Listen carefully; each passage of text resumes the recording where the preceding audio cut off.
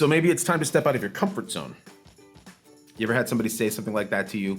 It's typically somebody who's really well-meaning in your life, like a mentor or a preacher, maybe a youth pastor. And they say, maybe it's time to get out of your comfort zone. Or if they're really magnanimous, they might use the pronoun our or we, as in, it's time to get out of our comfort zones. We need to get out of our comfort zones. And you just want to smack them, don't you? I mean, there are comfort zones. They're that for a reason. They're comfort zones because they're so darn comfortable. Hi, everybody. Scott here. We're talking about comfort zones today. Do you ever think about them? Comfort zones are where we feel most comfortable in life. So it might be a place for you, your home, or specifically it might be like a couch or your bedroom or your back porch, someplace like that. And it's so weird right now because our comfort zones, the places that are typically our comfort zones, are kind of like the places where we don't want to be because we're stuck in them now. But comfort zones can also be behaviors, right? So like when a friend needs advice and the conversation will probably take a long time. And so maybe you avoid that person because it's just going to be easier. Boom, comfort zone, right?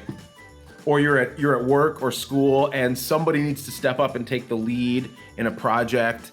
And you think, well, I don't really want to put myself out there because if it bombs, it's all kind of on me. And I'd just rather not do that. And you shrink back and then boom, that's comfort zone, right? So, and maybe the Christians out there, like if you've been in a small group at our church, maybe you've been there where you're at the end of a small group and it's wrapping up and somebody needs to pray and everybody starts looking around the circle uncomfortably, or the Zoom meeting, looking at everybody's faces, or maybe you drop your eyes, try to not make eye contact. And you're just going, please, please, please, please don't call on me. You do one of these. Maybe, have you seen that before? Yeah. So comfort zones. What if people always stayed inside of their comfort zones? What would the world be like if people never stepped outside of them? Well, the Israelites would probably still be in Egypt had Moses not stepped out of his comfort zone. Sauron would have taken over Middle Earth had Frodo not stepped out of his comfort zone. French people would be called German people if the Allies hadn't stepped out of their comfort zone. We might all be speaking with a British accent if the colonists hadn't stepped out of their comfort zone. Life would be a lot different. And here's why. God has this way of making good things happen when people decide to step out in trust and do the things that he asks us to do outside of our comfort zone. And are they comfortable? By definition, no, usually not. But are they necessary? Usually very. Now, you're not going to find the language step out of your comfort zone in the Bible anywhere. But what you will find is Paul telling the church in a city called Philippi in the book of Philippians, the 2nd chapter, 3rd and 4th verse. It says this: do nothing out of selfish ambition or vain conceit. Rather, in humility, value others above yourselves, not looking to your own interests, but each of you to the interests of the others.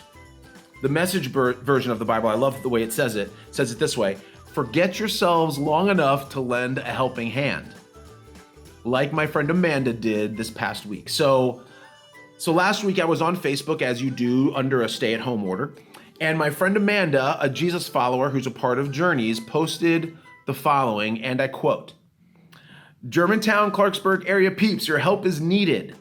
This morning I went to the Boyd's post office to ship out masks because she was sending masks to people who needed them. On the way home, I stopped at this little store because I thought, oh, what a terrible time to open a new business. As I made my purchase, I chatted with the guy behind the counter who ended up being the owner. The poor man ended up in tears as he was telling me about how he has only been open for 4 months and how he can't get a small business loan because they are out of funds and aren't accepting any more applications. If you are local, please patronize this place." Cool, right? Okay, now first of all, who does that? Like, who's driving by a store and sees a grand opening sign and thinks, what a terrible time to start a new business. I better go in there and help. You know who? My Jesus-loving friend, Amanda, living outside of her comfort zone because she follows Jesus. And the ultimate example of living outside your comfort zone in the world ever is Jesus. I mean, who had a bigger comfort zone than heaven? And Jesus left heaven to serve us. And as you get to know him, as you start to live in a relationship that's free from guilt, that's full of the forgiveness of God and the love of God, and you start watching Jesus's life, you start to see what Paul was talking about. You start to learn how to do nothing out of selfish ambition or vain conceit. You start to live out valuing others above yourself. You start to figure out what life looks like regularly lived outside of a comfort zone.